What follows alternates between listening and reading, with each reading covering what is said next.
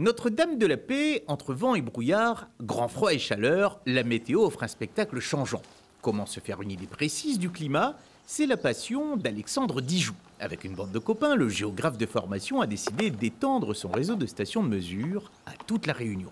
Donc on a créé l'association, on a constitué ce réseau d'observation et derrière on est allé à la rencontre des gens, que ce soit sur internet ou dans le milieu scolaire ou sur des événementiels pour expliquer ce qu'on faisait et l'intérêt de la météo grand public.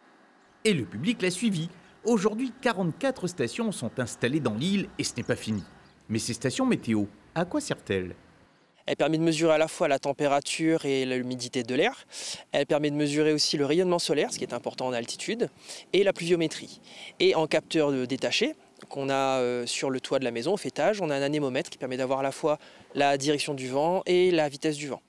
Des données précises et importantes, surtout en cas de mauvais temps, car elles complètent les éléments du dispositif de Météo France en apportant des précisions sur des sites qui ne bénéficient pas de couverture. Parmi les exemples les plus marquants pour Alexandre, c'était un épisode pluvieux qui avait touché Saint-Joseph et Saint-Philippe fin août 2021 de mémoire, qui avait un peu surpris tout le monde. On avait mesuré des valeurs de pluviométrie, notamment sur nos stations de Parc-à-Moutons et de la Crête, et des valeurs qui étaient très proches des records enregistrés lors des cyclones. Et la particularité, c'est que c'était arrivé en plein hiver, donc pendant le mois d'août.